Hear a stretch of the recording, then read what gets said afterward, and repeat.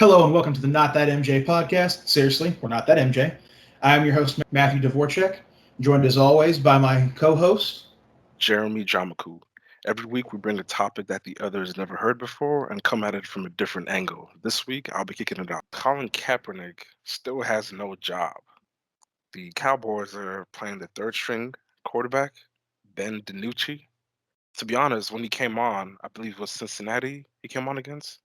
Correct me if I'm wrong. Uh, Or the Washington football team, I think it yes, was. that's Yep. the one where Dalton got hurt. Yep. He's actually, I liked his confidence when he first came on. He came on like he was ready to go. It's a testament to the coaching staff, although the rest of the team is really, really lacking behind. I just find it just, it's puzzling. Whenever Colin first was out of the league, the conversations I had with people who didn't like him or respected where he was coming from was always, well, he's not that good. He's not a great passer. And I always begged them to ask me or to answer me who he was throwing to. They literally had nobody on offense around the time Colin was there before he departed, right? Uh, man, yeah, that whole 49ers team in general was about in shambles because it wasn't much longer either after that or right around that time that Patrick Willis left and the defense started collapsing too. Absolutely. Everybody just kind of took off. Yeah, Ben DiNucci came in and started the third game, not the third game, the as the third string last week or yesterday, Sunday. God bless. Um, and he played the rest of the game in Washington after Andy Dalton got hurt. Yeah, so I feel like if we can have a more honest conversation regarding the whole Colin Kaepernick situation, and I think to a certain extent we kind of had, and we've kind of moved on, but I feel like we haven't or given it its due justice. Whenever he first came out doing what he was doing, I I remember speaking to one of my managers about it, and he was like, "That is just the most disrespectful thing." That was when he was sitting down, and I agreed with him. I thought it was pretty disrespectful. But after he said he spoke to a retired Army vet, and he considered kneeling, or he suggested kneeling, and that's what Colin did going forward. I'm like, if you want to make a statement, I think that's the best time because you can only ask a people to, I guess, express themselves or demonstrate some type of protest in a way for so long until they're going to evolve into something different. And I feel like it was very, very peaceful in what he was doing because they asked him about it afterwards and he gave them a pretty good answer, in my opinion. Wasn't anything belligerent, didn't come off too aggressive. He spoke his mind and he answered the question of why he was doing what he was doing. Then the media comes in, kind of rubs people the wrong way, presents it a little bit differently, it gets misconstrued. But now, and all of a sudden, the media is praised for pointing attention to what Colin was trying to do a couple of years ago. It's a little appalling to me. well, if you notice, it's always some of the same people, media or otherwise, the same people who will praise him now were probably blackballing him then, and were, you know, condemnation, nothing but vigor and hate over the whole thing. Um, yeah, I remember hearing what you're talking about. He actually spoke to, I believe it was Nate Boyer, um, long snapper for the Seahawks and a couple of other teams, pretty short career, but retired Green Beret. And he asked him, he was like, "Hey, what is the best way and the most respectful way I can do this?" And what he suggested that himself. So, and plenty of Army vets have come out since then. The people who Right. are actually that people are being offended for, in essence, That's crazy. and they're saying, yeah, it's perfectly fine. This is, I fought for the right for you to have this opinion or to make this protest. It's standard. Is it First Amendment is free speech, and that's what this falls under? Freedom, I believe so. Freedom of speech. Freedom of It's assembly, first. something like that. Some, I mean, it's in your basic, okay. liberties and rights, and he's not doing anything disrespectful. But people just continue to misconstrue and misunderstand, or blindly, rather ignorantly so, choose to misunderstand that it's not about the flag and the troops. It's about black people being treated terribly by the police, police brutality and anything of the like. And I also want to add that it really seems to me that it's very specific when they choose to turn a blind eye to these kind of things and choose not to actually listen to the message being brought forth. Because people always want to throw up, well, what about MLK? What about Martin Luther King? This man got assassinated. I don't know if people are registering what happened to him, right? And I feel like it's just a easy way to say, if you do it this way, then it'll just work out fine, without realizing people hated him back then. It wasn't like they praised him whilst he was alive. This was years after he was dead that people started coming out and finally respecting what he was doing. I mean, now you have almost every other politician saying, let's remember Martin Luther King as we go through whatever we're going through. They love quoting him, but it seems like his message is not really received. So I wonder how empathetic people really are to his message, his life, to be honest, and also the message that is being disseminated to the public when you have new people, like for instance Colin Kaepernick or Ava DuVernay, or these different people who want to speak on this issue. I feel like if we never have a proper conversation, we can never really move on. Because although it is the past, we can still feel its remnants to today. It's never going to leave us if we never address the wound. So, Correct, and I can agree with you there.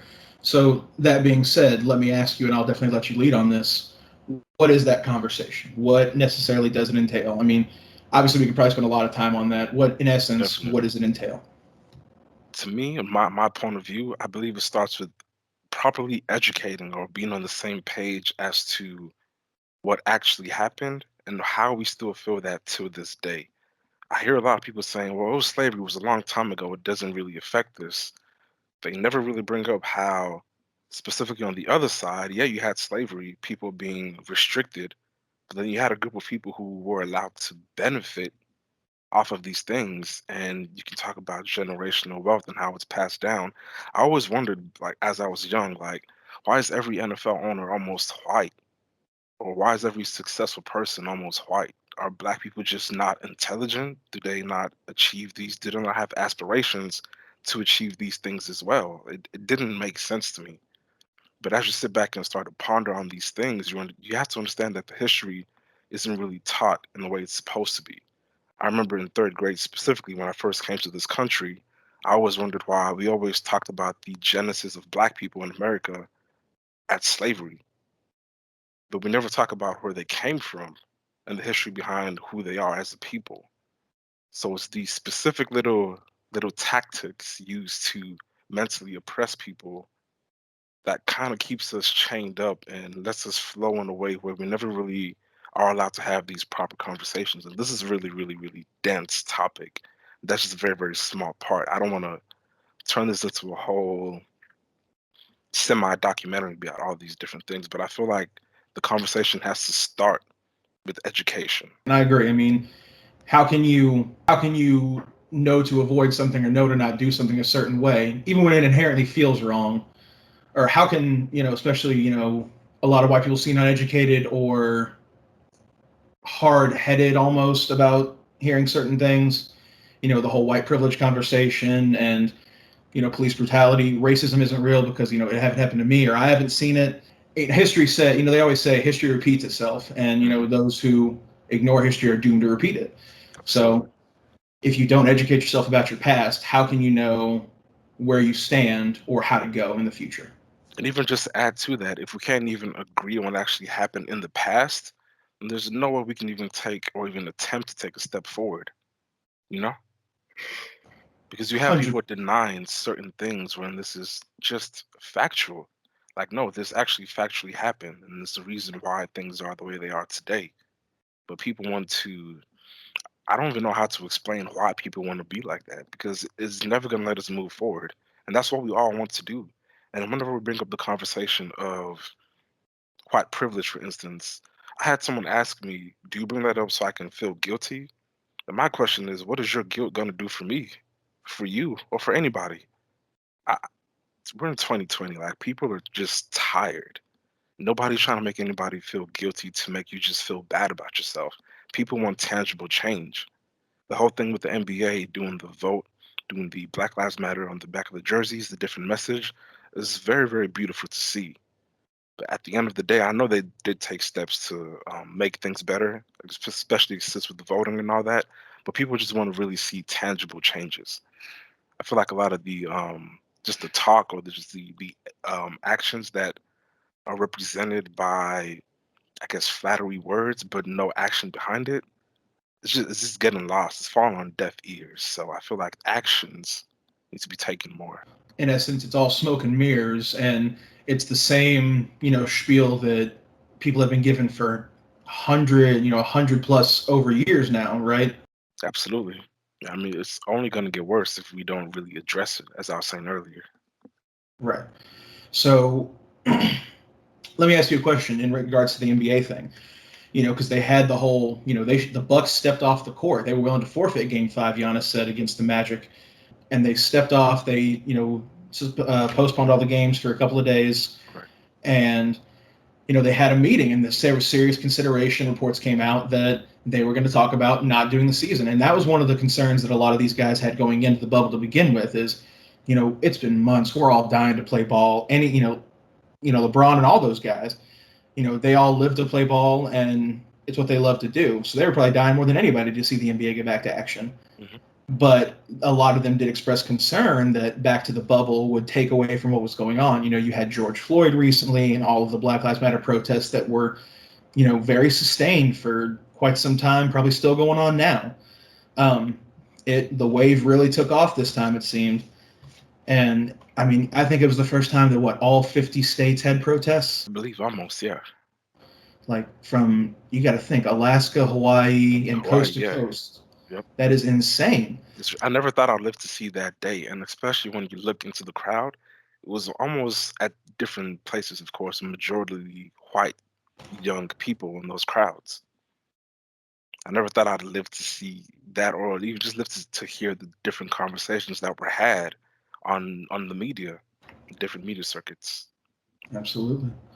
So my question to you is, do you think, that all being said, do you think the NBA players would have been better served by A, either not going into the bubble at all, or B, do you think they should have taken that stand that day when they, postponed everything and said, you know what, the names are cool and everything, but I want something done.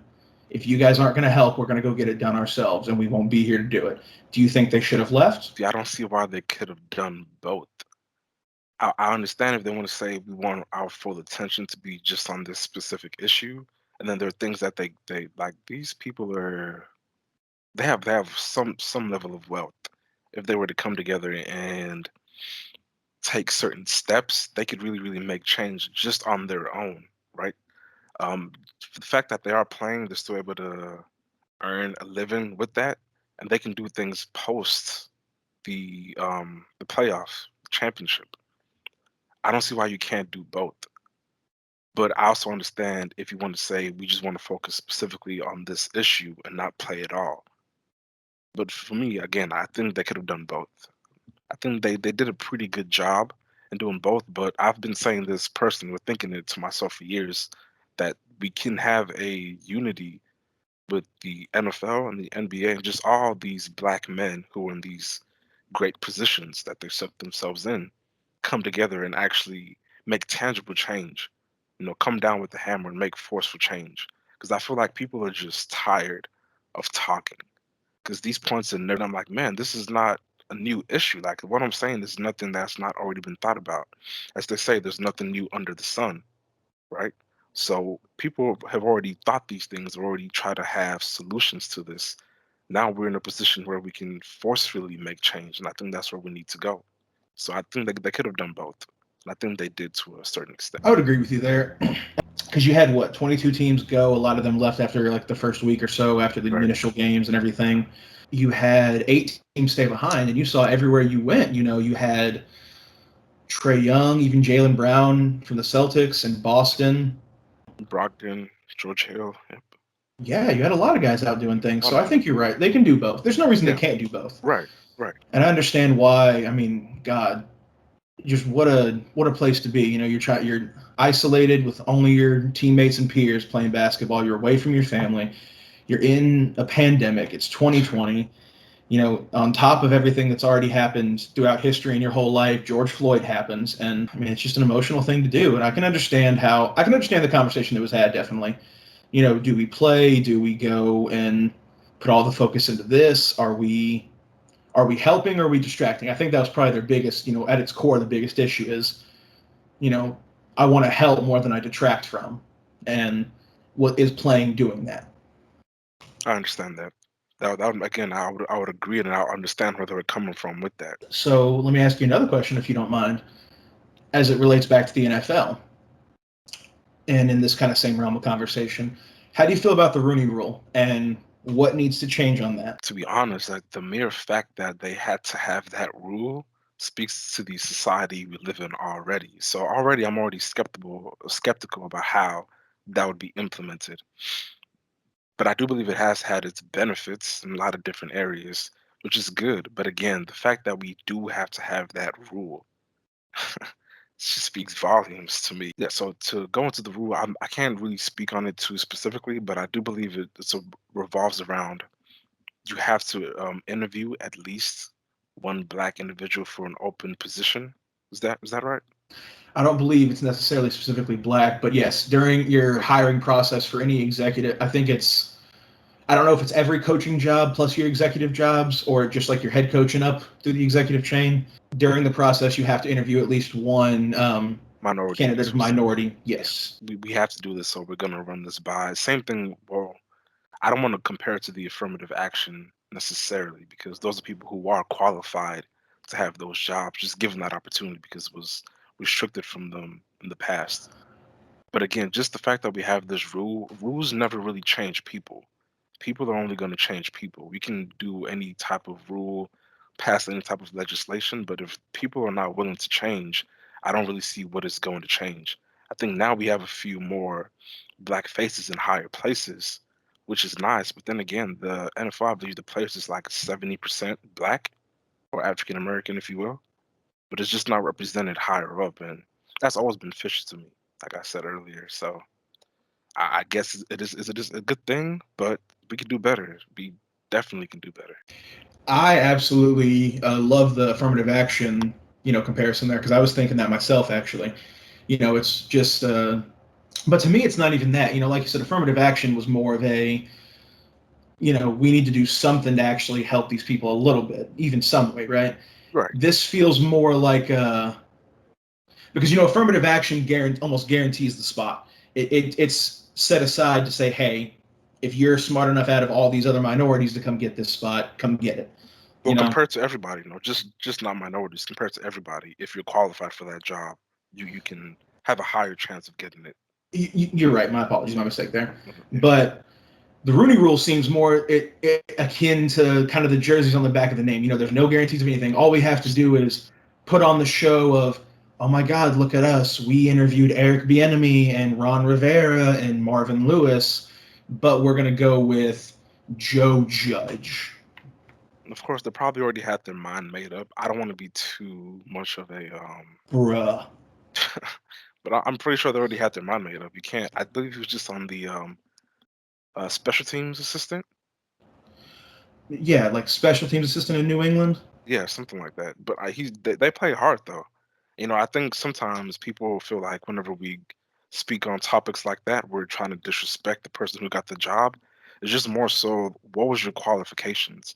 And then the whole nepotism situation kind of comes in. Nepotism for sure, my friend. And I am, being the avid fan of college football that I am, I completely understand it. Nepotism is rampant in your coaching trees. Mm-hmm. I mean, but if you think about it, it's not a new concept. It's just essentially the same concept you have in the business world. They call it networking then. That's what they call it in the professional world, is we call it networking instead of nepotism, because it's not that I'm your son, it's that I just know you, whatever you want to call it. Same thing. I'm a brother, I'm a son, I'm a godfather, aunt, uncle, family friend, cousin, whatever. It's ridiculous. It's ridiculous. And all it does is leave qualified people out in the cold or in positions where they're frankly they're overqualified for. I'm sorry. And it's leaving dudes like Joe Judge in charge of an already poor team. It just is nuts. I mean, I guess the idea is it's a Bill Belichick coaching tree hire, but not even a coordinator gig? Hey. Like, nothing? Eric Bieniemy is out here in Kansas City doing that with Patrick Mahomes in that offense. And, you could argue it's under the Andy Reid coaching tree, whatever, same concept. But at least there's results there. And I think the thing that comes up, I guess I'll say, not that I'm speaking for the whole black community or people who look like me, but everyone just wants an opportunity. Like, just give me a chance to fail instead of not paying me any mind at all, or just dressing it up and saying, at least we talked to you, but we're gonna go in a different direction. Even if you are overqualified for that position, like, everybody just wants an opportunity to shine or to show that they can or can't. Absolutely, absolutely. There was an article actually that I read on a website called The Ringer. I believe it was by a man named Tyler Tynes. Great, great journalist, pretty good articles. Definitely recommend checking them out. But he talks about, the whole Rooney Rule and the lack of African American or any other minority coaches, or African American specifically, in the NFL. And he interviews Anthony Lynn and, a few others. And a couple like college coaches that didn't, weigh in on the whole thing. But an interesting quote was, it's kind of like comparison to black quarterbacks. I don't want to get one. You have Lamar Jackson, Deshaun Watson, Patrick Mahomes, Kyler Murray, Cam Newton, all these guys that are just like the top or near the top level of their game, right? But he talks about how it needs to be dudes that are average that get the chance to try and fail, not just spectacular ones. When you get the guys that get the average chances, when you get the Ben DiNucci's, but in, black quarterbacks, that's when you can really start seeing the change, because it's not just I have to be the spectacular thing and MVP level to beat all these guys out. I'm getting the chance just because I'm getting the chance.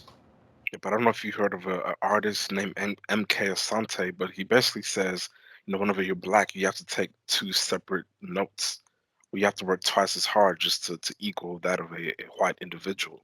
And I think that's kind of where they were going with that quote as well. I believe Stephen A was talking about it with Donovan McNabb whenever Nate Peterson with the Buffalo Bills from a couple of years ago. I don't know if you remember him or if I'm butchering his name when he was in the And position. Nathan Peterman, my Gotcha. God, yes. So Who I don't let know if that you guy be on remember. a football field, man? I can't remember who he was drafted by, but he was with the Buffalo Bills. He went through his little situation with them. He had an opportunity to go to Oakland. I Mm-hmm. believe he was actually given an opportunity to play. And just like you're saying, it has to be the average black quarterback who can be put in a position to show that he can't do that. And I believe Stephen A credits him. He made a really, really good point. When it comes to black quarterbacks and white quarterbacks, for a black quarterback, you have to show that you can do it. When it comes to a white quarterback, you have to show that you cannot do it. Fair enough. It's basically you have to succeed versus you just have to not fail. Right. And Marvin Lewis was actually an interesting case because he, went middling to poor with Cincinnati for so long, and he actually, kept it for a long time, and that's good. But now the dude is like a defensive coordinator in Illinois in the college football world. That is a steep drop for someone who held a head coaching position for almost 2 decades, Right. who had Carson Palmer, Andy Dalton, Chad Ochocinco, Geno Atkins, AJ Green, some notable names in there over the years Absolutely. too. Yep. So, but when you get the average guys, you need, what was the guy's name that was in St. Louis? Jeff Fisher. Jeff Fisher. I was thinking about the same name. When you get the black Jeff Fisher, then maybe we'll be getting somewhere, I guess. The crazy part is Mike Tomlin. I remember he was on the hot seat, I believe last year or 2 years ago. He was literally on the hot seat. That is just crazy to think about. He's been a consistent head coach, in my opinion. I mean, I think he only rivals, not that he's in the same class, obviously, but rivals Bill Belichick for consistency. Very much so, and he does it so quietly. Now, whether that's because it's Pittsburgh and they're kind of always been that, blue collar workhorse organization, or if it's because of who he is, then I can't tell you. But he's always seemed to do it very quietly, in my opinion. But I mean, he's won a Super Bowl. They're consistently in the playoffs. They have been pretty dominant on the AFC North for the most part. And he's always had just consistent high-level defenses. Like, I think for a decade straight, they've had quality defenses there in Pittsburgh. Yep. So I believe they're getting back to that top 5 mode, if they're not in there already this year. Oh, absolutely. I think they're second in just about every category. They've led the league the past 3 years in, like, rushing the quarterback, I think sacks and stuff and anything like that. They're just nasty. And Mike Tomlin's done a great job of it. He took over from Bill Cowart. He inherited Big Ben. That's a pretty helpful little piece of inheritance there, but he's kept it going and rolling. And Great coach. Absolutely, man. I had a lot of NFL talk to talk to you about, starting with Jeremy. Let me ask you, who in your opinion is the GOAT, quarterback or otherwise, in the NFL? That's a really tough question. The GOAT. Let's keep it easy. Let's, for comparison here, a little frame of reference: the Drew Brees versus Tom Brady thing. At least the quarterback GOAT. So out of those two, or another quarterback, who do you think's the best? Just the absolute GOAT quarterback of all Just the time. best quarterback of all time. Mm-hmm. In terms of accomplishments or with the eye test? That's the entire argument. So we'll get to that in a Entire second. So I want your answer Beautiful. first. Beautiful. By de facto, you have to say Tom Brady because of his poise, his leadership ability, and the fact that he has 6 of them. I'm sorry. But if you go eye test, let's kid Patrick Mahomes, okay? Come back to that later. Man, man. You work at McDonald's, Jeremy, with all those hot takes you were flipping there, man? I'm just saying. I'm just saying. And also another name might be way too early. I really, really like Kyler Murray. Okay? Those quick feet, nothing to play with. He really has an arm for a guy of his stature. I'll just leave that there for now. Okay, okay. You know, Kyler Murray, I think, all these dudes under 6 feet give all their credit to Drew Brees. He was the original OG. Of course. That dude was out there gunslinging, not even hardly able to see over his offensive line, but he was like, you know what? They're out there. I know it. Don't know how he did it. Still don't. Right? So, and the reason Drew Brees and Tom Brady is, they're going to trade shots back and forth all season with this whole all-time touchdowns record thing. Of course. Drew Brees started the season with it. Tom Brady broke it possibly during the Packers game or the game after that, and Drew Brees just broke it this past week against Chicago. So I expect them to trade that back and forth just about all year. But you look at just about every statistical category other than those touchdown passes, of course. Completion percentage, all-time completions, total yards. You have, just a slew of things. QBR, this, that, and a third. Drew Brees is just the top of just about every statistical category passing in NFL history. To me, I guess the question is, what makes a GOAT? Is it the rings or is it the numbers? In my opinion, everybody says numbers does not lie. I would beg to differ. I believe numbers don't tell the whole story. They're very much incomplete. Drew's a great quarterback. It's just not up there. I'll take a few guys ahead of him. If we're talking about all time, I'll take a few guys ahead of him. But like you said, with the statistical categories, he's up there in almost everything. He's a phenomenal quarterback. He just doesn't have that it factor, and that's something you cannot coach. You have to be born with. Like the LeBrons of the world, the Tom Brady's of the world, you can't coach that. You can't teach that. It's impossible. You have to be born with it. And I believe that's what really makes a GOAT. I know y'all watched The Last Dance with MJ. Some of the ridiculous things that we would think nobody should be thinking about is what drove him. You almost have to be insane to be great. It's a work ethic you have to put in, similar to Kobe Bryant and the Mamba mentality. You really have to want it you have to be different. So Oh, of course. I 100% agree with you there. My favorite thing, and something that's been memed into oblivion by now, out of that is I took that personally. That's that attitude you got to have. He said, I took that personally. hmm You're going to talk shit about me? Charles, you think you're going to do this to me in my final? I took that personally, of course, you have to. It's different. So, and I think Tom Brady, I definitely see that in Tom Brady, that for sure. That same, I took that personally. Oh yeah, That man's been playing on a 6th-round pick chip his entire career, I mean, sometimes you just have to get it out of the mud, and he's really done that. He's earned his respect. I think a lot of people do give it to him as far as calling him the GOAT, but he acts in a way where he doesn't even think of himself at that time. Not to say he doesn't have an ego, because you definitely have to have an ego to be that great. But he really finds a way, and I think that's really the balance of finding a way to put yourself in that mentality of people still doubt me. I have to show them, because if you get too right, comfortable, you begin to slip. right. I mean, to speak to the ego thing, do you remember after that one, and it might have been the Atlanta Super Bowl where they had that massive comeback? Um, where he had that commercial that aired immediately afterwards, where he's putting all his rings in a safe deposit box, and then he pulls one more out of his pocket, the fifth, and he's like, "Oh, by the way, one more." It had to have been the Atlanta one, actually. You want to talk about an ego, man? You have to enjoy them, right? What else are you gonna do? I think that's why he mounted that comeback that he did, because he's like, bro, this commercial's already paid and aired for. They're airing this bitch either way. I am not gonna look like this. I am not getting outdone by Matty Ice today. No, sir. A lot of my favorite teams, as you know, the Spurs and Patriots in particular. I remember there was a time I was watching. It was a playoff series between the Clippers and the Spurs. The Spurs were getting blown out, I think almost by 20 at half. Tony Parker, Tim Duncan, and Pop were on the sidelines, and they were talking, laughing. In my mind, I was like, "What are y'all doing?" Because I had to go to school the next day, and I had a little, I don't want to say a little bet, but a little back and forth, something going. So I'm like, "Why are they not focused? They're over here laughing, enjoying themselves." They came back and won the game in the second half. They were having a little interview afterwards, and then the reporter asked Tony Parker what they were talking about. And Tony Parker said Popovich was telling us about a time he had this really expensive bottle of wine at a restaurant. I'm like, oh my God, who does that at a time of despair almost? Like the composure you have to have that kind of comeback, specifically with Tom Brady, is unreal. You just have to keep playing.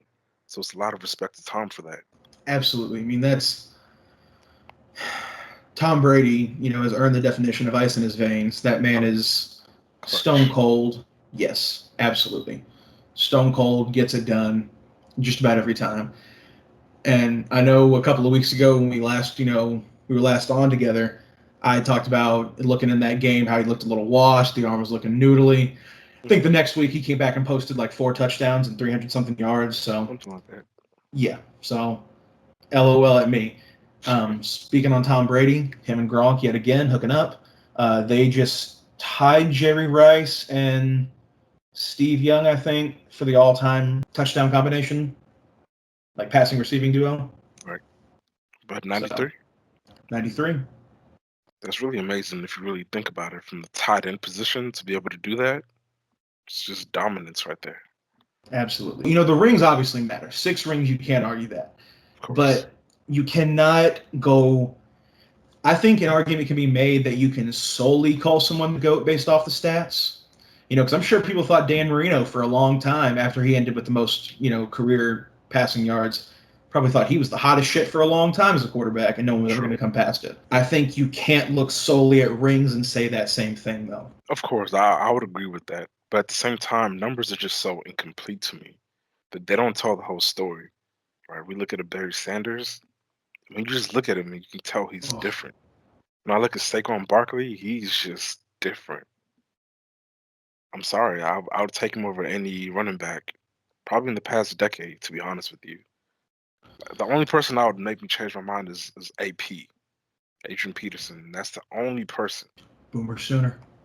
I can agree with you there because just my argument is always people talk about rings, and it always brings to mind Derek Fisher to me for some reason because Mm, you know would you rank like Karl Malone over Derek Fisher in the greatest players all time list? Of course, every time.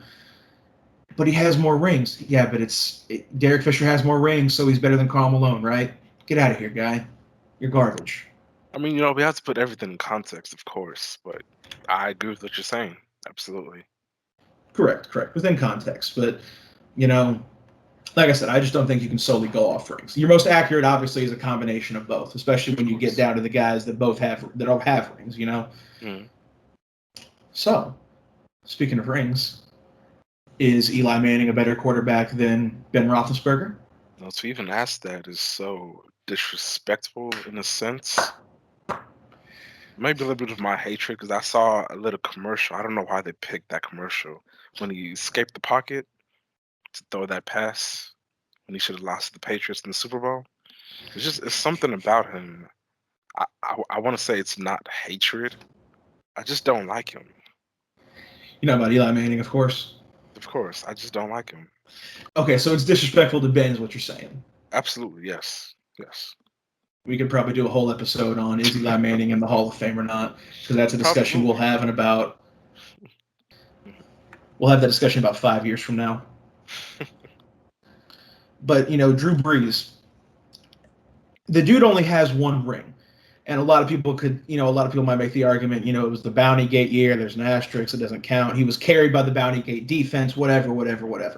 But I think there's a solid argument to be made that Drew Brees is the GOAT. I think while numbers do lie, people say that numbers don't lie or wrong. I agree with you that numbers, mostly they can be just skewed to your point or to your perception, Absolutely. People can take numbers and do whatever they want with them and make it look pretty for you, right? Exactly. Yep. But on top of every career category, that doesn't lie. I mean, that just does not lie. I think that statement says, of course, he's up there. He's one of the greats. Probably Mount Rushmore. Probably. But again, has to be something different about you. Only one chip? I have to look at you a little different. What happened? I mean, I don't know, because you can't say he didn't have a great coach, because we know Sean Exactly. Payton is good. And Sean Payton has been doing he's been doing those Sean McVay things on offense since Sean McVay was in like high school. For real. True. So we can't say it's not the coaching. I could not always tell you, I couldn't look back and tell you off the top of my head who like receiving core they had around him or what playmakers he had. The only name I can even tell you for sure is Reggie Bush, and he was kind of a dud in the NFL. It's a little rough. So. Sorry, man. No excuses around here. No excuses. No Only excuses. chips. Absolutely. I mean, I would tend to agree with you. Tom Brady to me is the GOAT. I fought it for so long, and I didn't want it to be. I talk about, I kind of feel about Tom Brady the way I felt about LeBron for a long time. Wow. Especially. Whoa. Are you about to admit something? I'm about to admit something here. Just let me get it out. Damn.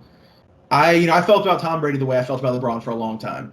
It's, I hated them just because they were good. It was sports hate, right? I was a hater. For a long time.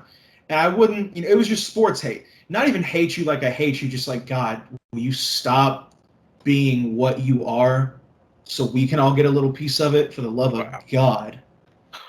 Jesus. I'm like LeBron every year for 10 years. Now, granted, the first run of that was, my boys and Dirk in the finals, so can't really complain too much about that. But the Tom Brady thing, I was like, I'm tired of seeing him, bro. His face is everywhere. I'm tired of seeing him. But LeBron, the year against Golden State, the 2016 was the first year where I was like, how can you even hate that? Come on. How can you even hate that? And for Tom, it was that Super Bowl against Atlanta, the epic 28-3 comeback, winning overtime. At that point, I was just like, bro, not only does he have the most rings, he had, did he break the record for most rings by a quarterback or tie it that year? I think he broke it, beating Terry Bradshaw, who had 4. He tied with everybody. Yeah. And I think that made him his 5th. Once you get the whole hand, when one whole hand is covered in ice, what else is there to dispute at that point? Nothing, really. Like, Quite as kept secret. He's going back for another. I mean, he's already got, what, 6? 6. Jesus. So, like I'm saying, like, what is there to hate at that point? Even if you hate the man because he's better than you, you can't deny greatness at that point. It's respect, I don't care if you like me, but you damn sure have to respect me. Period. Like LeBron said, where's my damn respect? Come on.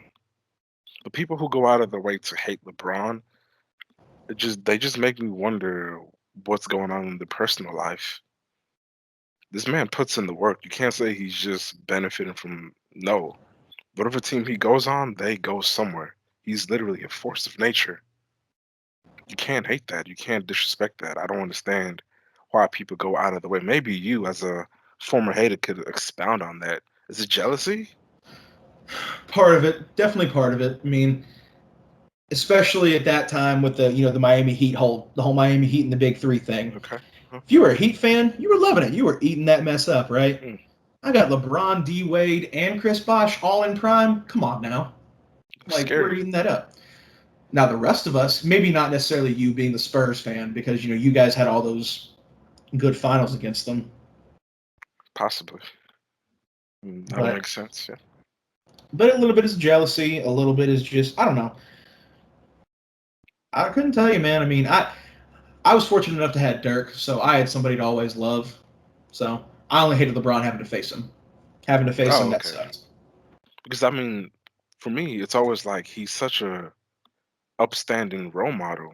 I don't know if you find guys like him ever. And being the color that he is, representing that community is like a lot of respect for him for doing that, especially at the young age he came into. People called him the chosen one when he was like what, 17, 18, Hmm. cover of magazines, selling out arenas. He's carried that on his shoulders. He's carried organizations on his shoulders. Just have the utmost respect for him. The fact that you can just hate him just because has always baffled me, but I understand him when it's the jealousy. I'm guessing you wanted him to come to the Mavericks, right? When he made his decision? Not even necessarily. Because here's the thing, I didn't start getting into basketball until 2010, until about that year that it happened. Gotcha. Um, I remember the year before the Mavs won, I started getting into it, and then they won, and that's some before obviously the decision had happened. LeBron went. I don't know. Like I said, it was mostly because I was just same way I was seeing Tom Brady. I was just like, dude, these dudes always win. These same dudes always win. I hate this. I'm ready for somebody else. I want some fresh stuff in here.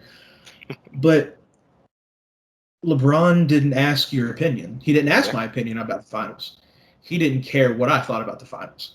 He said, Devo, just because you said something to me, I'm about to go to the finals for the next decade straight, and you can't do shit to stop me. I mean, what And were they like, saying about Cam when he was dancing? If you want me to stop dancing, keep me out the end zone. you want me to stop dabbing, keep me out the Right? end zone. Exactly. Like, it's the same concept, and I won't get into too much detail about it. But when people are like, don't run the score up, it's disrespectful. I'm like, if you can't stop me from getting in the end zone, that's your problem, not mine. I agree to a certain extent, but that one specifically, I remember there was a time I had just been moved up to varsity and the opposing team dropped 70 on our heads. And there was talk that they wanted to go to 100. That's that. Come on, hey, come on, come on. It's too much. I'm not gonna tell you how much we scored. I'm just, come on. I mean, I get it, but I just, like I said, I would never do it. I talk about this big game, but never in real life situation, I wouldn't probably run it up. But at some point, it becomes a matter of like, if you can't stop me, Yeah, I understand. Yeah, that's your that's true. problem, not mine. Like, so it's just like in soccer when you see these big, these massive 6 goal or the 7-1 Germany Brazil game, man. Hey, You that think was Germany tough. cared? You think Joachim Low cared about that? No, man. They were putting them goals on you in your own home stadium, no less. In Brazil, playing Brazil, 7-1 dropped it on them. So, to wrap this conversation up nicely, I would agree. Tom Brady is the GOAT over Drew Brees.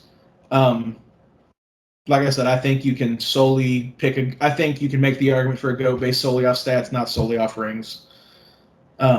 Best way is a combination of them both. So, But even on that conversation about the GOAT in football is just so hard it is. because other positions don't really get the shine. And of course, I have to speak about my defensive tackles because that's my position. Aaron Donald is literally a monster. He is the best defensive player I have seen. I don't know. I I can never fully commit to him or Mac as being like the dude because they just one up each other almost all the time and shit they do. For me, it's going to be Aaron Donald simply because doing it at that position is literally the most hardest. We can literally scheme out a way to make sure he doesn't get involved, and he will still find a way to get involved. It's just too Absolutely, much. absolutely, I agree because you know linemen in general have never been a glorious position until of late. Especially like offensive line, you have your left tackles, the blind side; those are big now. Um, your other premium position on the defensive line is your ends, especially your edge guys. Now you have, you can come across that edge and get them sacks. You will get paid big money, but I think you're right. to do it in the interior lineman position, it's never been glorified. It's never been loved, but it's always been like where a lot of, it's been where the ugly stuff goes on is in those trenches. Trenches. Yep. And Aaron Donald, he's brought the respect back on their name. Oh Definitely. yeah, definitely. To do it, he does it in such a special way. I don't know if we would ever see another player like him ever. With his stature and his ability, some of the workout he does is like a running back workout. He's literally a monster out there. It's really not fair. Absolutely. And I mean, your second best, other than there coming up now, is Chris Jones. Oh, I yeah, think Aaron Donald especially paved the way for inside dudes to get paid. He got definitely. a massive, 5-year, $130-something million contract a couple seasons ago. Your boy Chris Jones off the Chiefs just got paid this year. I think they settled on like 80 over 4, something of the like. Something like that, yep. And it's So well deserved for him too. He's really putting in work down there. absolutely, we'll do. Because that's the thing. Aaron Jones is a monster. Chris Jones is a different type of monster.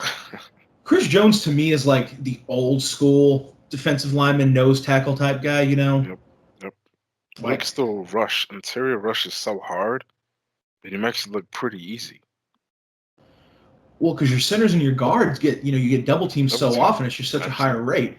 Those dudes coming across the edge have the advantage, One on one. one on one, exactly. And your edge is really all about your speed. It's an entirely different thing. I mean, you have to have speed all across the line to get that up and that go, but you can really, if you're fast enough, just kind of bend your way around a tackle. Hmm. It is insane to watch Aaron Donald take on double, triple teams sometimes and just bully and bull rush his way through everything. I mean, in my lifetime, the only person I ever saw take on a triple team was J.J. Watt in his prime. That was something special to watch. Absolutely. It reminds me of this dude we played in high school one time, Mario Edwards Jr. I think he might be in the NFL still now. I remember in practice that week, our offensive linemen were making up ways like, because he played inside and outside. He was playing like, some of the like 3 shade and some like a 5. Hmm. So basically what our offensive line coach was instructing our players to do is the center would snap, pop his man a little bit.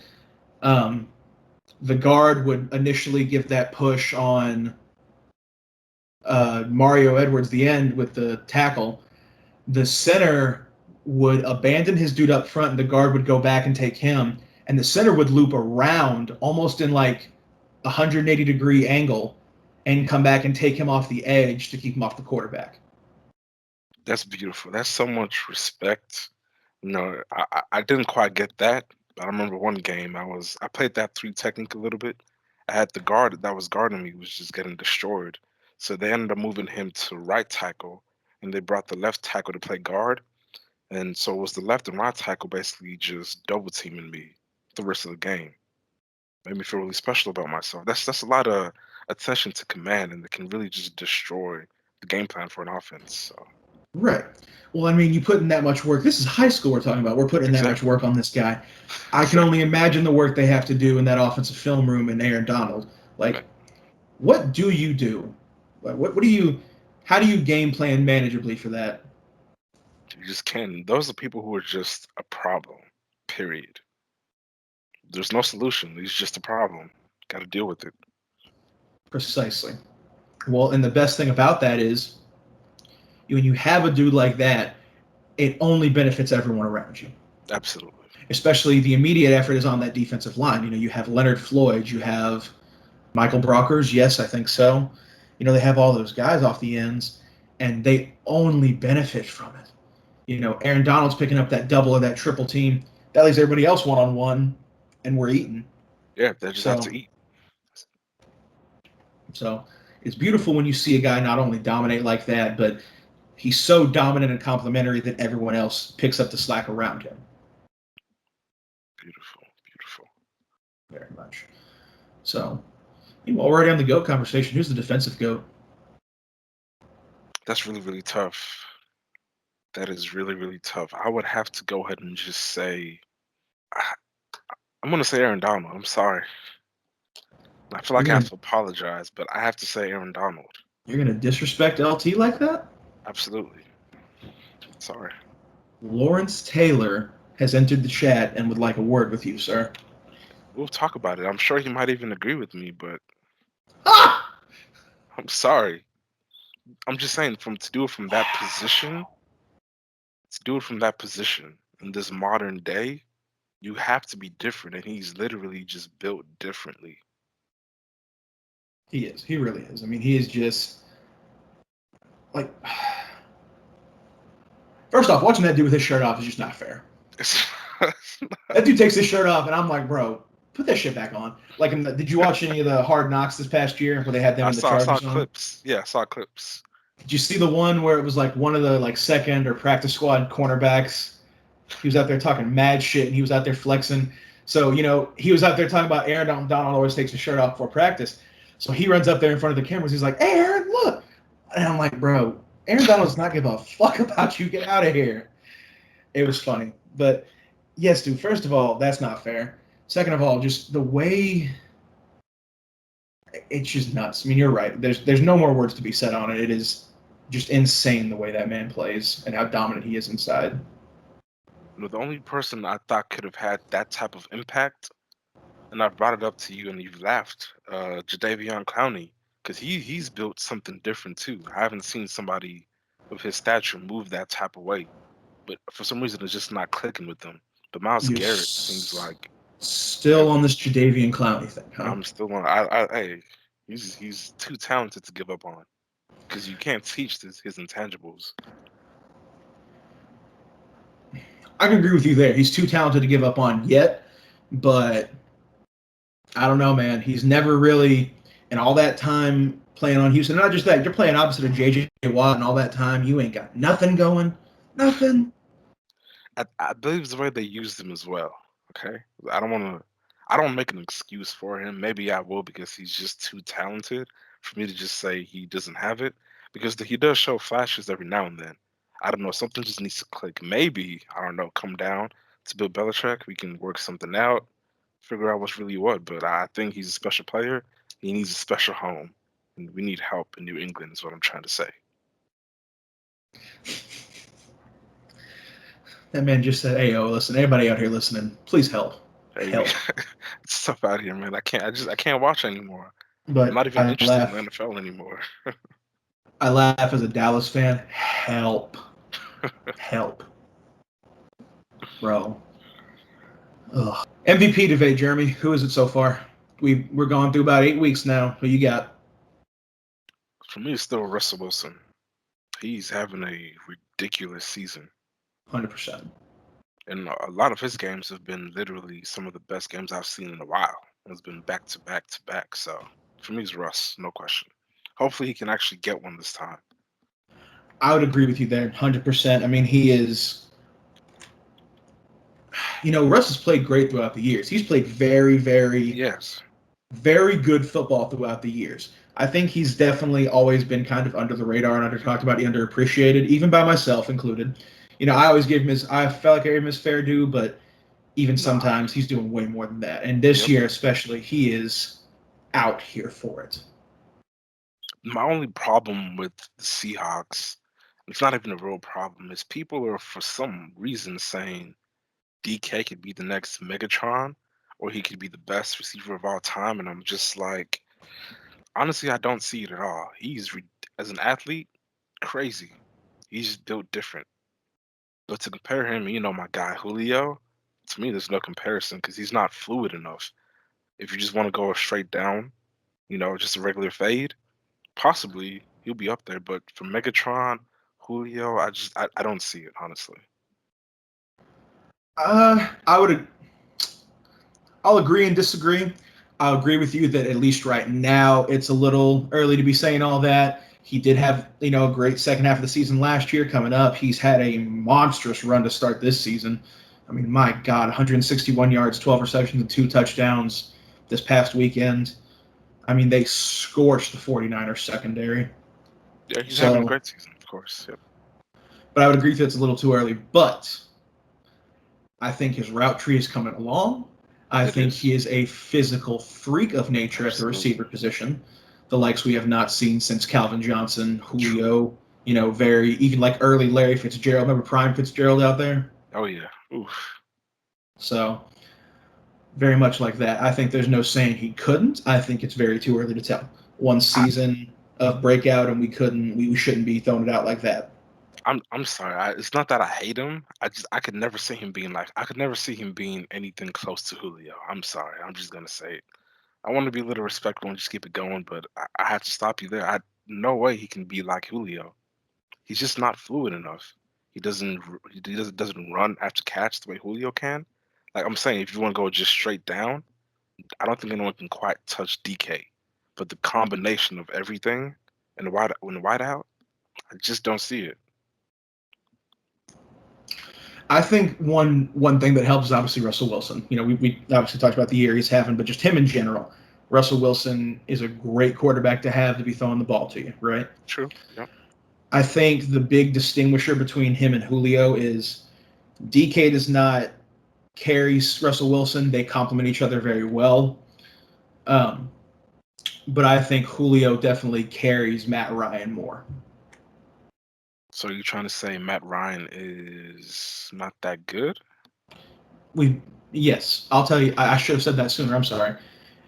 Like we talked about, right? Matty Ice Did is we have? dead. Yeah. There is no more Oh, he's Matty dead. I don't Ice. call him that anymore. Nope. It's That is been a while now. Matthew Ryan now. Yep. Absolutely. So So are you saying Julio has been carrying Matt this whole time? definitely helps. Definitely helps. I mean, there's a reason Julio went out there and said, "I want 60 million fully guaranteed over the next 2 years." Being this trash ass offense, man. I feel bad for him sometimes. It's kind of like looking at a Larry Fitzgerald. I'm like, why are you still staying here? Do you not want to win? Come down to New England, man. Come on, man. Just come down. It's the way I'm sure some people have felt about Dirk for a long time. It's just people don't get the loyalty, and people are, sorry, I'm a little tongue tied. The conversation very well may be, you need to go get one for yourself and yada yada. But I think he just liked it there, man. I think they always appreciated him and cared about him, and I think he probably loves the community and everything else. So, but yes, I can agree with you on that same sentiment. Is guy, we gotta get you out of here. We gotta rescue you. Help this man. But then I guess it kind of goes into that conversation we had a little bit earlier, where it's like we get offended for them at their mistreatment, but they could speak for themselves. So, like you said, if they wanted to leave, I'm sure they would have found a way. But if they Correct. like it there, then we gotta respect that. Correct. People always say Dirk should have left to get more rings or get paid more, but because I think I read something a few years back that Dirk over the course of his career has taken like $150 million in not necessarily pay cuts, but he sacrificed that on contracts and stuff with us over the years to stay here. And wow, I'm just wow. I'm a little confused because what did y'all do with that money? Who did that go to? With Chandler Parsons and Wesley Matthews, it went into a first round pick with Rajon Rondo for half a season and a first round exit. Um, it went into DeAndre Jordan 5 years later after the fact at 22 million for a single season, which we traded him halfway through for Kristaps. Um, Oh man. yeah, I love yeah. seeing the Mavericks suffer. It just makes me feel good in my heart. Like I remember the whole Rajon Rondo. I was still in high school at the time. They were so excited. We finally have a point guard. Lasted what, a month or two? Bro, it was literally, I think it was a trade deadline deal. I remember it was funny. Did you ever watch Sports Nation on ESPN2? Of course, after school. Yes, dude, the good one with Oh, Michelle Beadle as the host, Max Kellerman. They had Max. Marcellus on there. Yep. Man, good times. Very good. Shout out to that show. Um, so I remember after that trade, they were talking about it, and Marcellus being like, "This is potentially like a top 5 offense now," and I was like, I bought into it. I was drinking the Kool-Aid. I was like, "Yeah, yeah, yeah."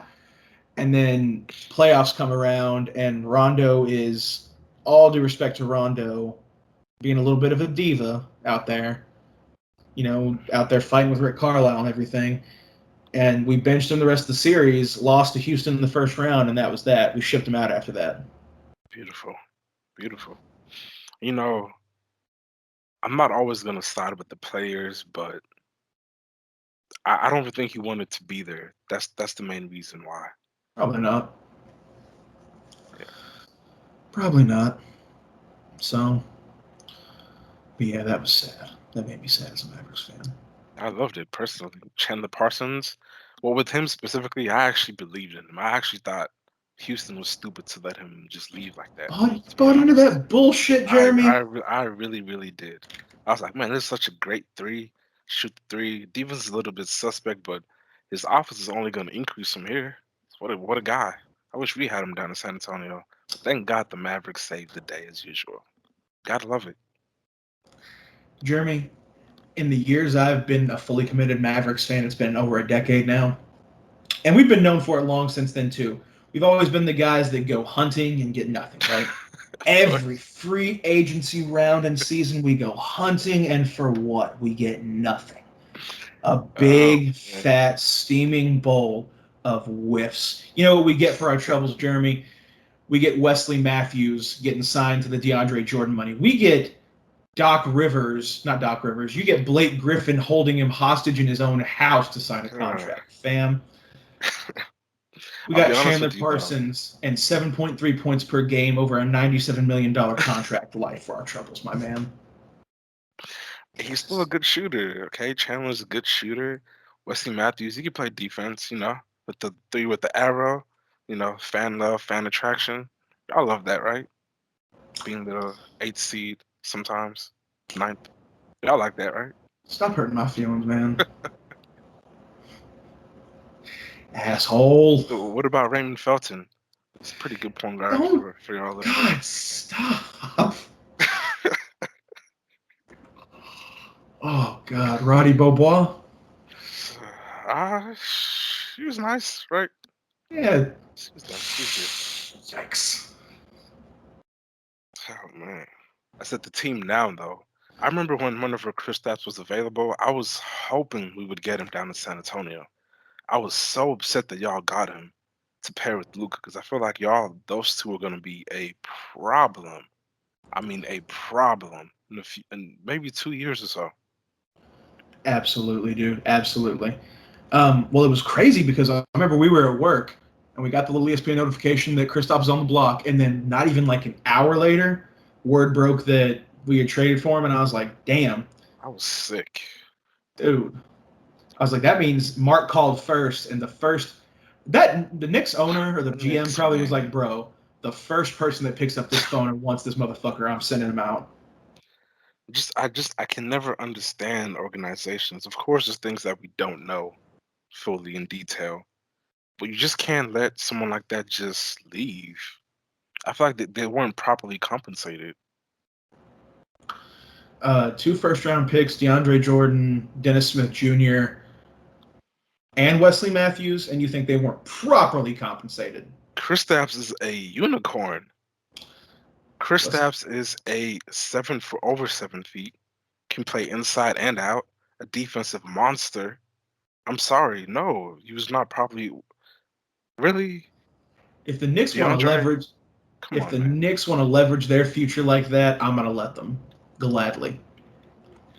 It's ridiculous. Gladly. Come on, you saw what the Clippers got for, or what they gave up to get Paul George. We need something like that. That's what, and obviously, he hasn't achieved all those things as Paul George has, but you can tell he's going somewhere. I could not even five first-round picks over the next 10 years, Come on, man. bro. I'm sorry, It's three first and 2 pick swaps, I think, This is something for like that. Kristaps? No. The Paul George trade. It Paul was like 3 George. first and 2 pick swaps, I think. Um, no, because Kristaps was 2 firsts, DeAndre Jordan, Dennis Smith Jr., Wesley Matthews, I think, and we Dennis Smith. got Come on, man. we got Courtney Lee, Tim Hardaway Jr., and Kristaps out of it, I think. That's not fair. That is not fair. It's almost the same thing as what Chip Kelly did to Philadelphia a couple of years ago. I feel like he should be incarcerated for that. He literally destroyed that team and just left town like, all right, I guess it didn't work. Yep. He It got rid just of didn't LaShawn, work. Jeremy Macklin. What are you doing? Riley Cooper? Because he blocks? Okay. But I think that's what happens whenever you have these executives who get, I don't know if it's an ego trip or they just get caught up in their way and they're not in touch with reality. The decisions, I really don't even want to talk about the whole DeAndre Hopkins situation, but it's just like, what's really going on with you guys, man? How does that happen? How it happens, Jeremy, is Bill O'Brien is the equivalent of that dog. You know, like any meme where you see a dog doing something a human's doing, like baking or flying a plane, and it's like, I have no idea what I'm doing. That's Bill O'Brien, the GM. Bill O'Brien, the coach, I mean, up until the past couple of years, really not that bad. Even last year, they made a playoff run and everything, but like, hmm he's had some down years in there, but really not bad. Solid as a coach for the most part. Bill O'Brien, the GM, traded 2 first-round picks for Laramie Tunsil. oh no, okay. I mean, they definitely need some O-line help. They've always needed that. 2 first rounds, it's definitely a stretch though. But I get it though. But I get it. He's a well proven player. He's pretty good. Jeremy, I think calling it a stretch is being generous, my friend. And then you trade D Hop. So you not only here's the thing about the DeAndre Hopkins trade that baffles me. Before that, you had seen Minnesota go out and get a first round pick plus a little sum for Stephon Diggs, who, in my opinion, Stephon Diggs is not as good of a receiver Nope. as DeAndre Hopkins. Not as good, in my opinion. Still warranted a first round pick. Basically, the Vikings got properly compensated for that Of trade. course, as a normal GM would. That's just a regular thing. Or at least I thought it was. High talent usually just equals at least one first round.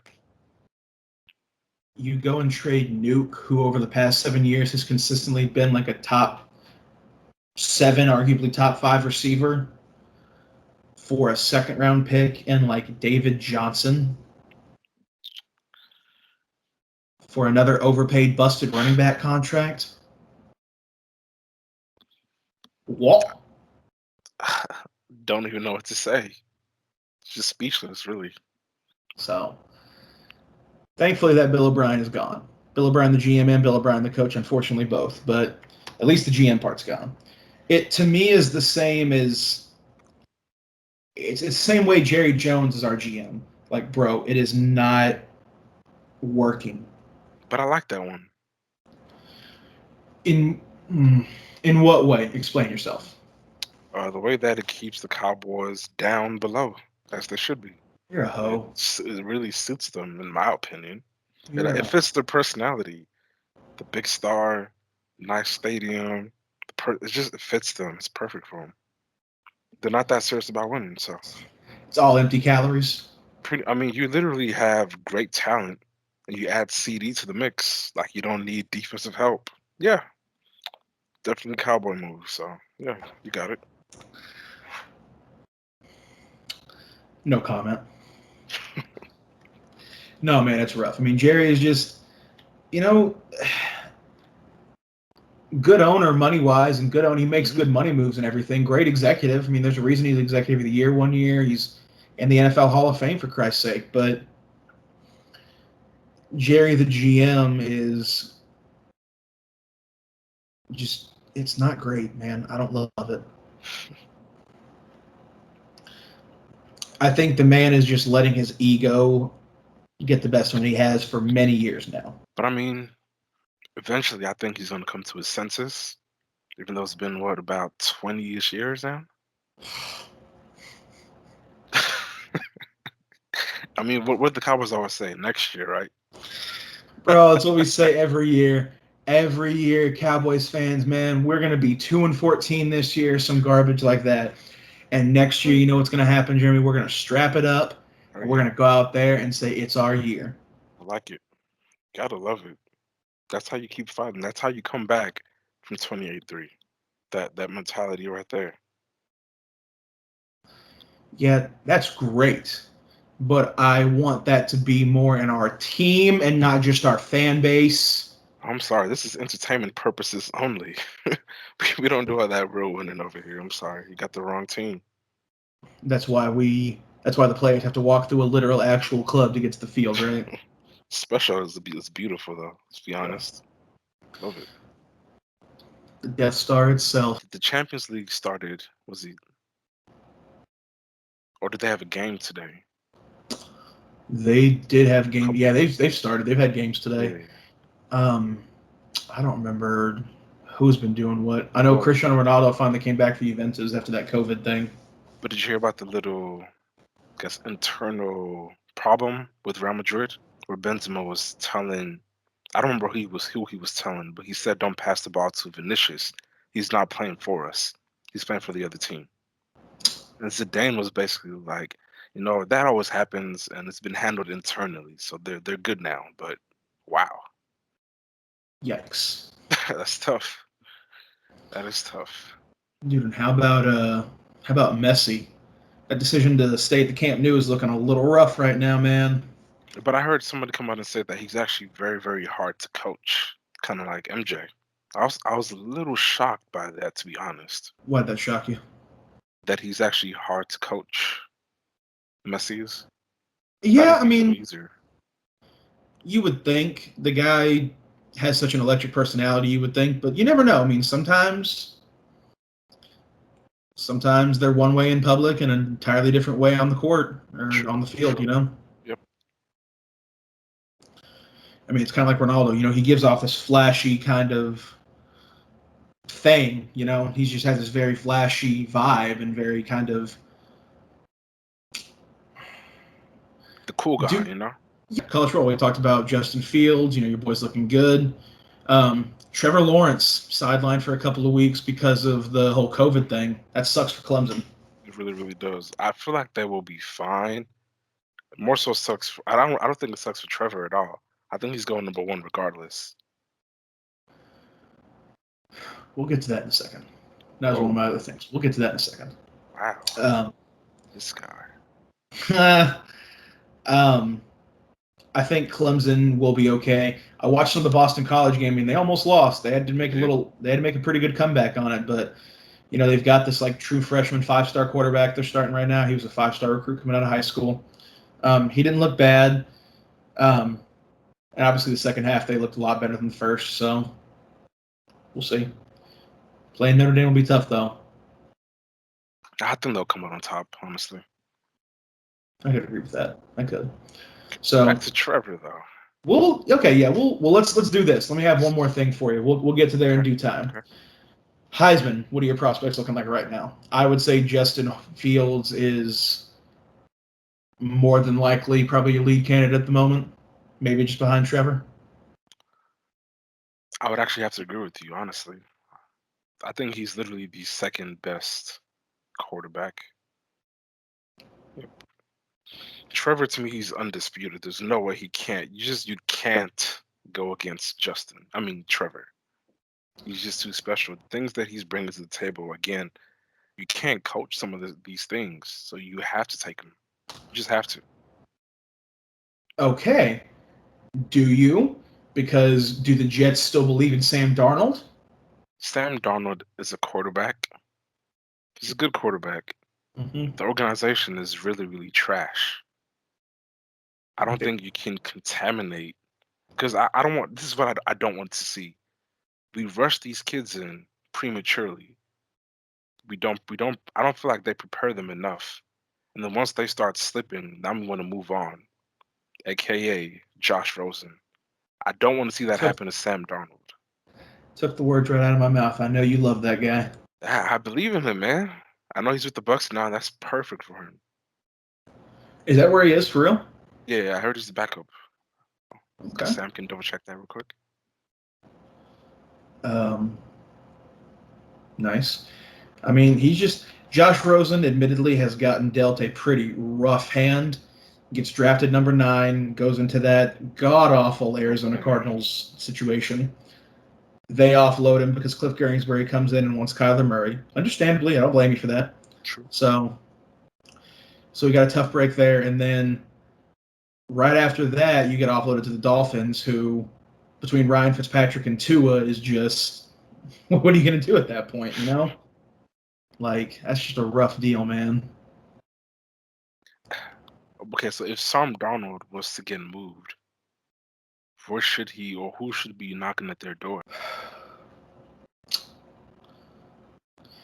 The important question to ask with that is, I think, what is he worth? What is it at minimum going to take to get him? Because they're drafting number 1 overall, I think maybe a couple of second-round picks. I don't know if anybody wants to go with the first round since they are drafting another quarterback. So No, you're not taking a first round on him. No one's spending a first round on Sam Darnold. I think you probably get the Josh Rosen treatment. You know, you ship him away for a second, something like that. 1 second, maybe a second in like a late round, 5th, 6th, 7th, something like that. Decent little draft haul, all things considered. But as far as who takes him, I don't know. I mean, who would even take a flyer on him, do you think?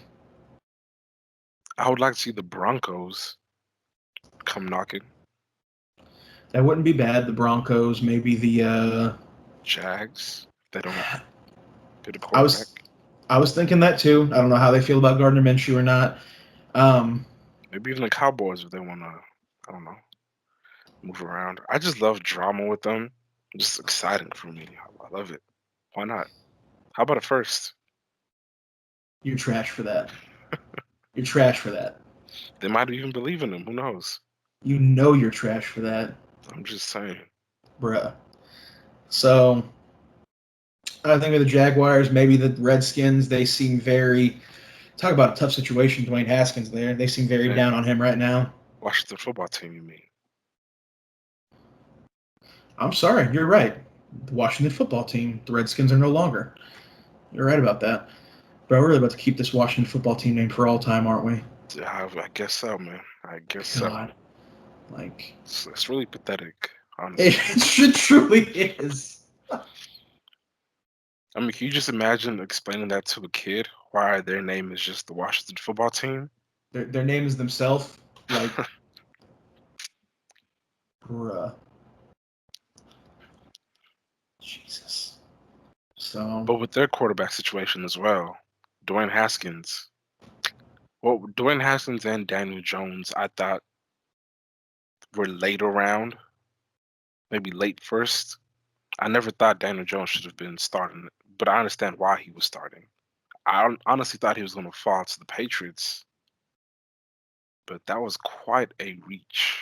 And now we see what we're seeing. So I can agree with you there. It's pretty rough to say the least. And I mean, I think you can't give Jones all the blame there. The of Giants are course not. pretty Yeah, roughly run at the moment. that he's performing how I thought he would, except for the turnovers. I think they said he has 36 in 21 games. That is a little too much.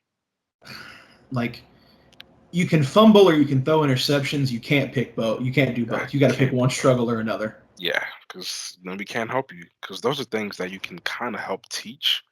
But the fumbling situation, that should be a little bit more instinctual at this point in his career. Because he's been playing quarterback his whole life, basically. You have Right. to know better. Come on. Exactly. Like, you know, you start the play. You have the ball. You are the dude. Like, you got to just hold on to it. You can't keep doing that. The only other quarterback I think who is feeling probably the worst would be Mitchell Trubisky. I would be Big throwing up if I yikes. was him, because Bruh. man, because you're never gonna forget what happened to you and what you did. They traded up to get me, picked you over people who might be going in the Hall of Fame. Over Mahomes, Watson. Jesus. Hey, Jesus. So, yeah, it's pretty rough. I agree. I mean, not just that. I mean, you have to sit there and watch Nick Foles run this offense now, and it is He's probably pedestrian. thinking, yeah, he's probably thinking I could do that too. He probably could.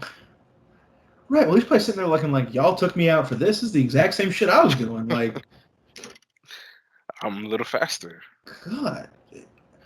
Literally on watching the Bears and the Saints game, they were talking about Nick Foles rolling out of the pocket, and they were like, "This is the one thing that Mitch Trubisky has on him is he has the legs. He could actually move." And I was like, "Damn, man, am I about to watch Joe Buck and Troy Aikman vindicate for Mitch Trubisky on TV right now?" Man, that is tough.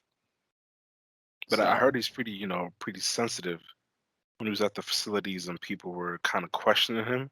He would kind of turn off the TVs or try to mute out the noise, but he wasn't doing quite a good job. So I don't know how, if ever, he could bounce back and be a starting quarterback again. The confidence.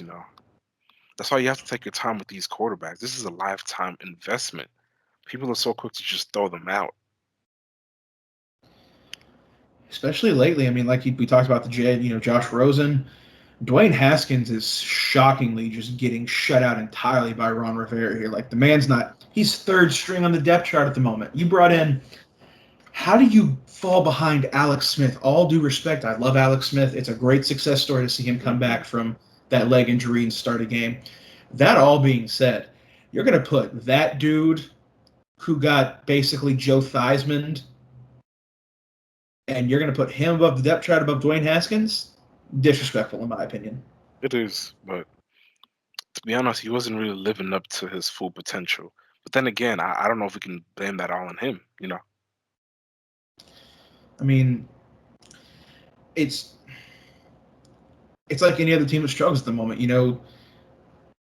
The the Cowboys have Ben DiNucci and Andy Dalton at quarterback, but that offensive line is giving them no help.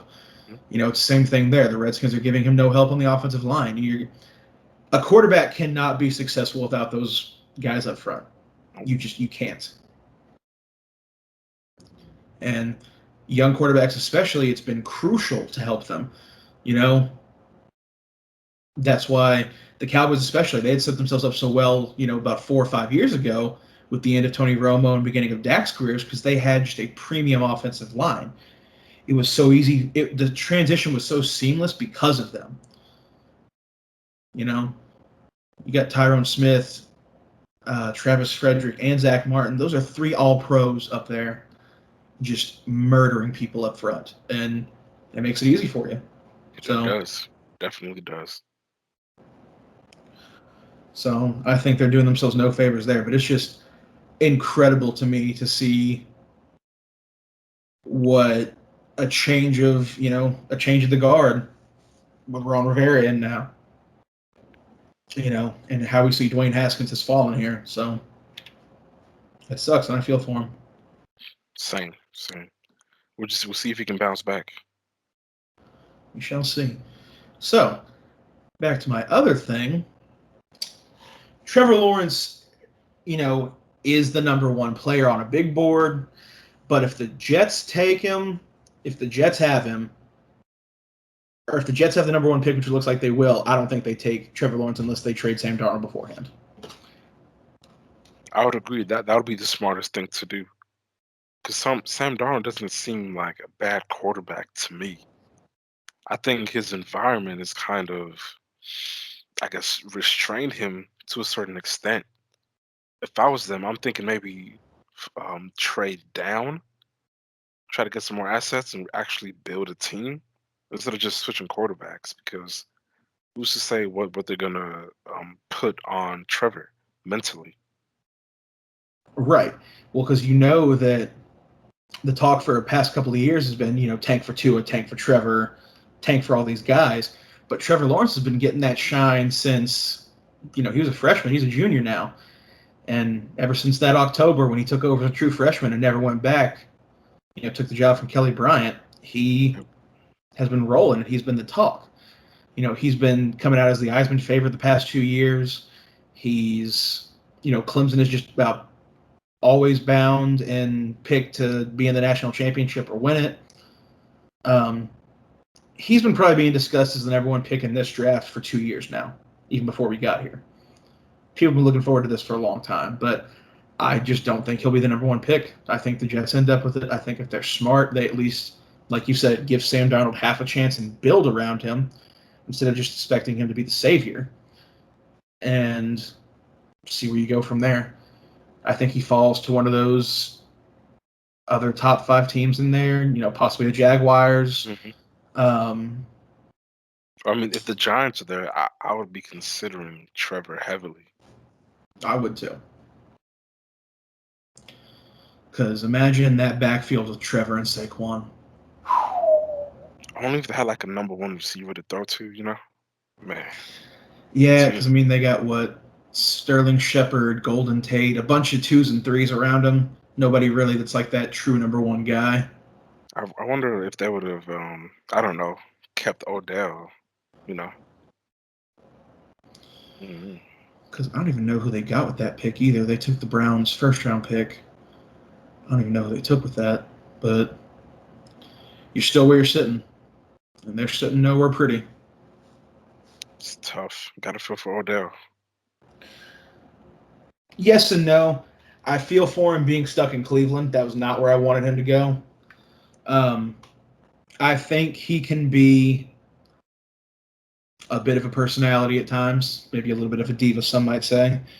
But I also think he's an elite receiver. He still is a very, very elite guy. I mean, there's only a few of them who are just built differently from everybody else. Even if there might be a diva, cause a little problem here and there, as long as they're not breaking the law. Hey. Fair enough. Fair enough. If you have a culture that can sustain them, it's not so much of an issue in my opinion. But sometimes you have to let players be themselves. You can't over police them in that way. And I think ultimately he really just wants to win. I can agree with that. Trevor Lawrence, I don't think is the number one pick. I think if they're smart, they go get, I don't remember the kid's name, but there's an offensive tackle out of Oregon.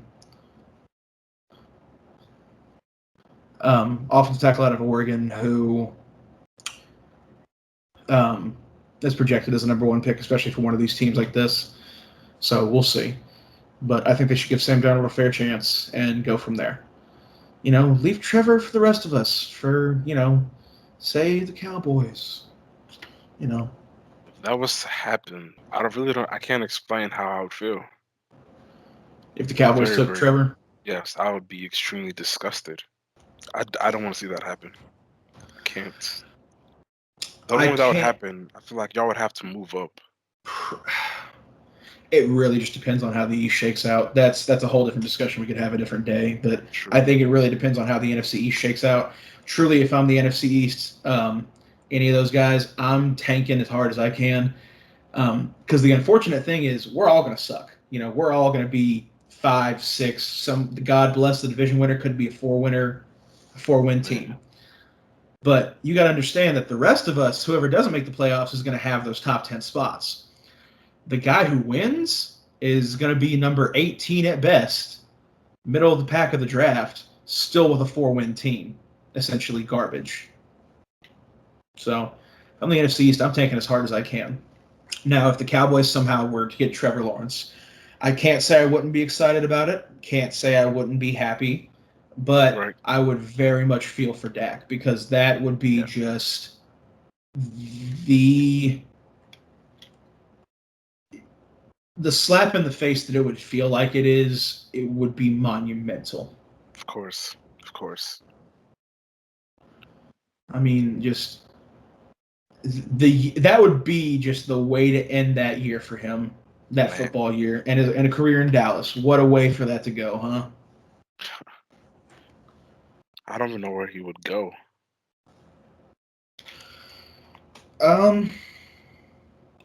Somewhere to get paid. Here's the thing. He doesn't want to leave. I have every indication, at least it seems to me, he doesn't want to leave.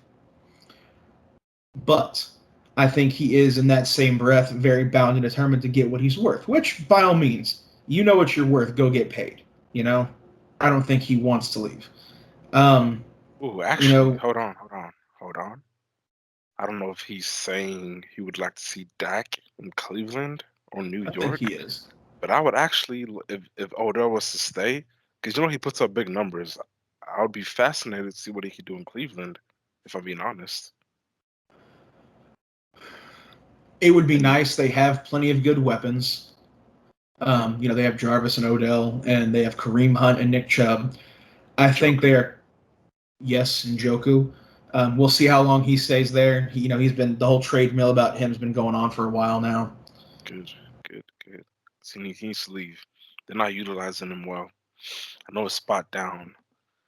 Boston could definitely use some of his talents. Absolutely. Foxborough. Oh yeah. Like, hey man, you're already playing in the cold in the winter. Just play in a fun place to play it. It's a great pitch. Why not? Not that team y'all have currently. Yikes. He could be the number one target. It would be perfect for him. Get all the balls his way. He would love it. But as far as Dak in Cleveland, I don't think it would necessarily work unless Kevin Stefanski would allow it to work. He's always very big on he ran a lot of RPO when he was the coordinator for the Vikings with Kirk Cousins. And it seems like, at least as far as I've watched, he does a lot of game management as far as his quarterbacks go. Baker Mayfield is only throwing for 200, 250 a game max. They're doing a lot of ground and pound on the ground.